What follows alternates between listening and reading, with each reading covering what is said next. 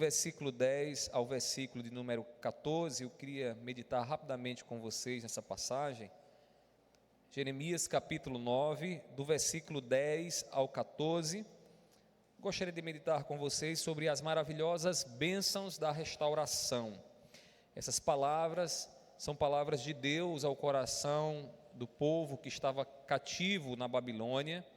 O profeta Jeremias leva uma carta até aquele povo, e nessa carta consta as palavras de Deus, lembrando ao povo que depois de se completar o tempo que o Senhor havia predito, aquele povo voltaria então para Jerusalém e ali voltaria a gozar da presença de Deus na terra deles.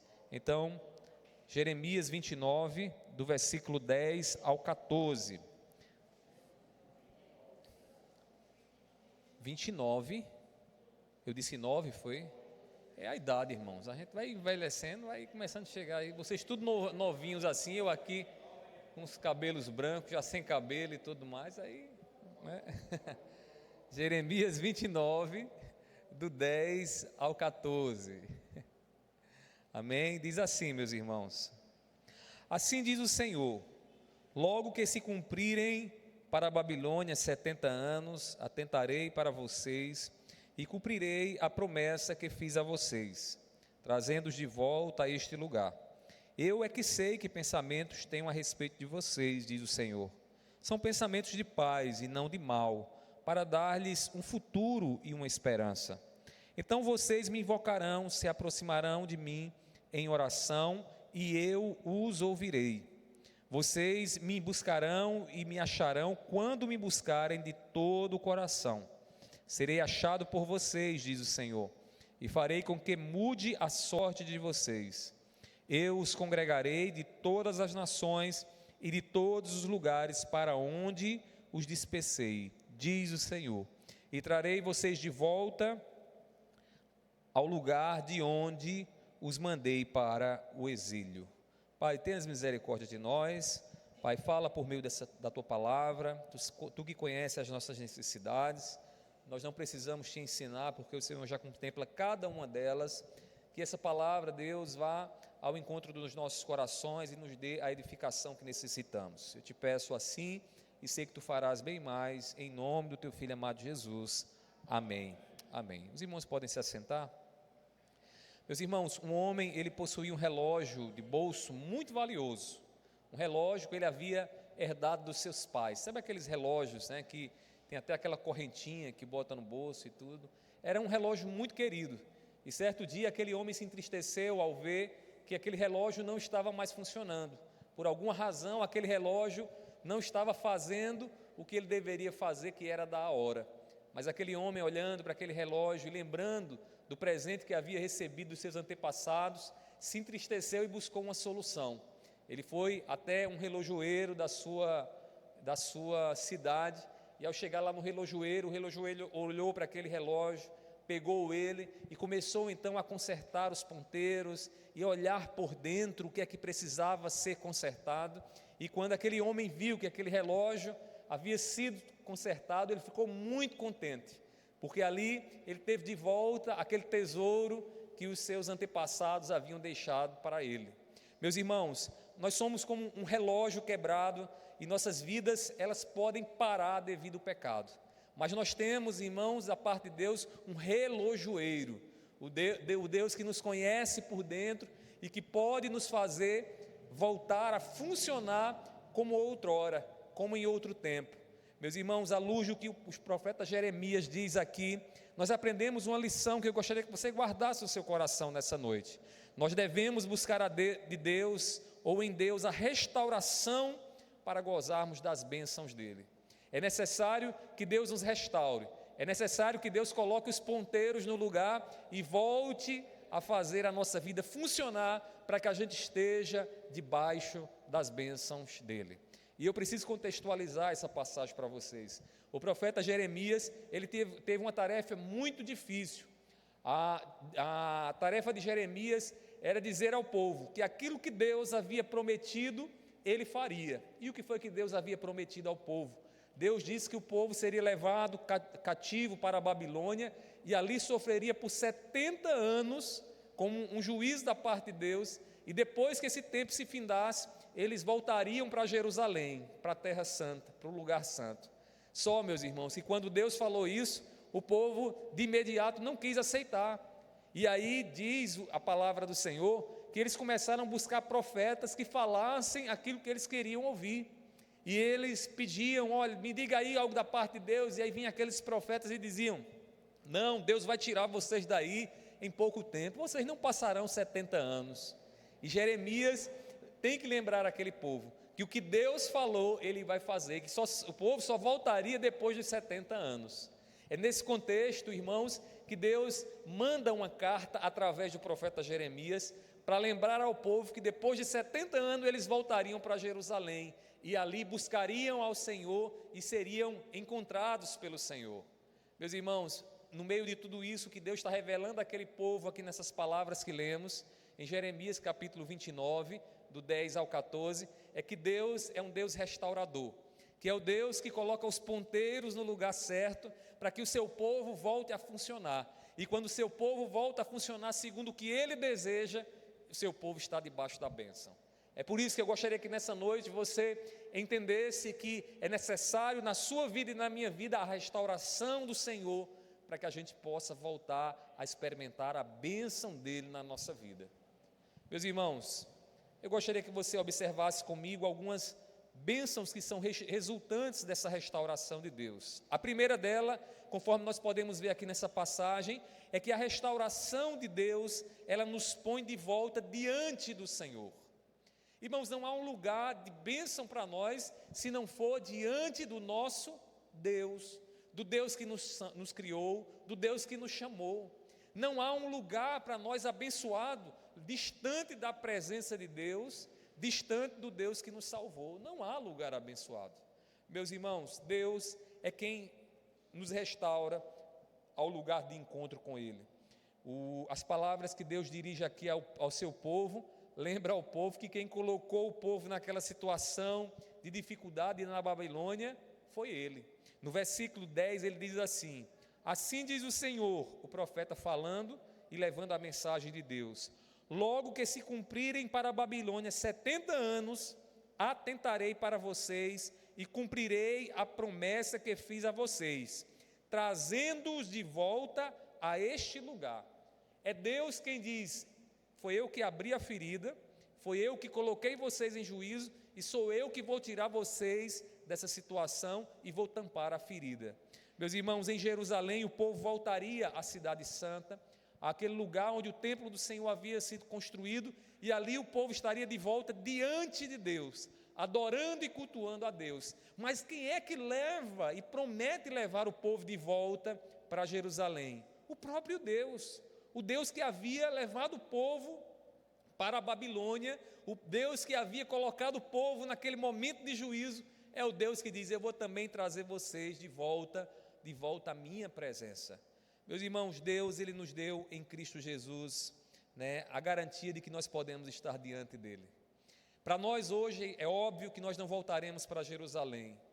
Jerusalém era apenas uma sombra de uma realidade maior, e essa realidade é o novo céu, nova terra que o Senhor tem para nós. Agora, quando nós olhamos para Cristo Jesus e entendemos o significado espiritual do que está sendo dito aqui, nós percebemos que é Cristo quem nos leva de volta para o lugar de adoração e para a presença de Deus. Lá em Hebreus capítulo 4, versículo 16, o escritor disse o seguinte: portanto, aproximemo-nos do trono da graça com confiança, a fim de que recebermos misericórdia e encontrarmos graça para ajuda em momento oportuno.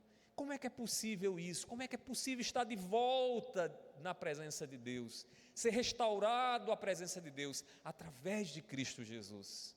Irmãos, a restauração que aquele povo precisava para voltar de novo para Jerusalém, Cristo nos deu no momento que Ele derramou o seu sangue.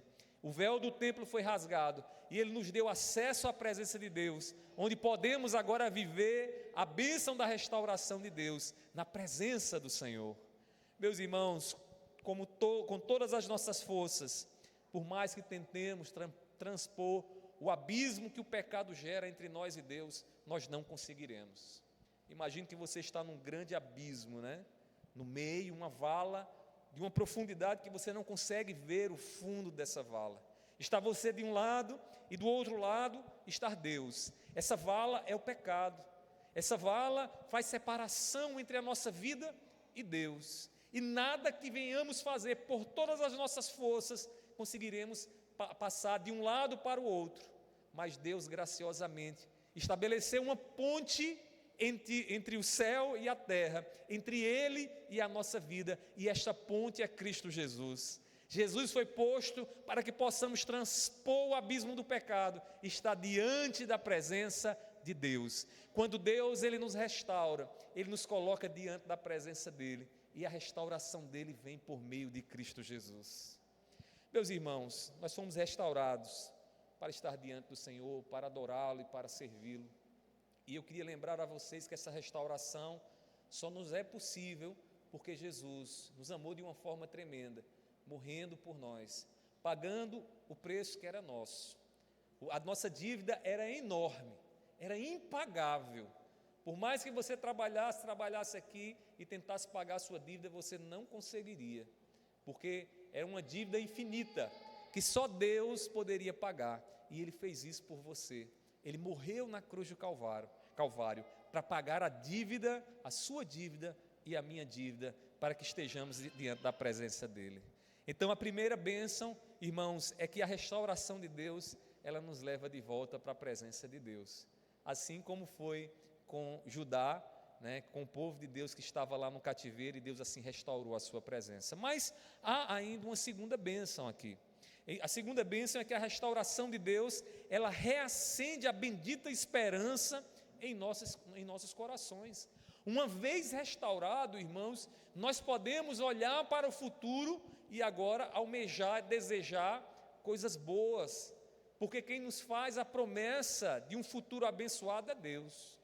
Eu sei que a gente está agora nesse período de eleição, e é comum a gente ouvir os políticos, né, nos dando uma série de esperanças. A cidade vai melhorar, a gente vai cuidar da casa de vocês, a rua de vocês agora vai ter água encanada, e é meu mundo de promessa que vem, né? E as pessoas facilmente colocam a esperança de que eles vão fazer isso, às vezes fazem, às vezes não fazem, ou seja, não é uma esperança segura, muito diferente da esperança que Deus nos dá, porque a palavra de Deus não volta vazia, e o que Ele promete, Ele cumpre. Meus irmãos, Deus ele tem o bem para todos aqueles que são restaurados por Ele. Veja o que Ele diz no versículo de número 11, diz assim: eu é que sei que pensamentos tenho a respeito de vocês, diz o Senhor. Aí você poderia perguntar, e que pensamentos são esses? Será que é coisa ruim, juízo, castigo? Aí ele continua dizendo, são pensamentos de paz e não de mal, para dar-lhes um futuro e uma esperança. Irmãos, uma vez restaurados por Deus, o que é que nós experimentamos? A bênção da esperança bendita, porque agora restaurados com Deus, nós podemos olhar para o futuro e aguardar da parte de Deus o presente que Ele tem para a nossa vida. Como é bom, né, quando alguém diz para a gente, olha, eu vou te dar um presente, né? Eu acho que todo mundo gosta quando vem alguém diz, eu vou lhe dar um presente. É estranho alguém dizer que não gosta, né? A gente começa logo a ficar ansiosos, queremos logo saber. Meus meninos lá em casa, quando eu digo, eu vou trazer para você um presente, eles já começam, mas diga o que é, diga o que é, diga o que é, e começa, né? Eu acho que, inclusive, a Mariana, ela é mais assim, o menino ainda fica assim, mas a Mariana, diga logo o que é, ela fica doidinha, né? Eu acho que é coisa de mulher, né, Mari? Quando a gente escuta, né, olha, vou ganhar um presente, o nosso coração se alegra. E é o que Deus está falando para o povo aqui. Deus, eu vou restaurar vocês, vou levar vocês de volta, vou dar a vocês um futuro, uma esperança. O povo deveria vibrar com aquilo que estavam ouvindo por meio do profeta. Meus queridos irmãos, após o tempo de juízo, o povo voltaria então para a bênção de Deus. Voltaria a olhar para o amanhã e dizer, amanhã será melhor do que hoje, porque Deus estará conosco. E meus irmãos, em Cristo Jesus, nossa esperança ela foi reacendida. Nosso futuro está nas mãos dele. Inclusive ele diz o seguinte, lancem sobre ele todas as suas ansiedades, porque Ele tem cuidado de vocês. Em Cristo nós não temos mais o que temer no porvir, porque a palavra do Senhor também nos diz que no amor não existe mais medo, pelo contrário, o perfeito amor lança fora o medo, porque o medo envolve castigo. Porém, e diz ainda, porque o medo envolve castigo e quem teme não é aperfeiçoado no amor. Ele está dizendo em outras palavras, você tem o amor de Deus. Você tem o amor de Deus, e o amor de Deus restaura em nós a esperança, porque a gente não espera mais castigo, a gente espera da parte de Deus agora a bênção do Senhor. O que é isso, meus irmãos? Senão ter a esperança restaurada, ter a esperança renovada. Então, meus queridos irmãos, se provarmos a restauração de Deus, como eu acredito que você já provou, nossa esperança não deve ser como a dos ímpios, uma esperança posta no que os homens dizem, mas uma esperança posta no Deus que não falha, no Deus que não mente, no Deus que cumpre aquilo que Ele prometeu. Então, meus irmãos, ser restaurado por Deus é necessário para que possamos experimentar a bênção dEle. Mas eu queria encerrar chamando a sua atenção ainda para uma terceira bênção que aqui o texto nos dá. Irmãos, a restauração de Deus, ela torna eficiente as nossas orações. Quando Deus nos restaura a presença dEle, agora nós podemos abrir os nossos lábios com a certeza de que o Senhor está a acolher cada oração que nós fazemos.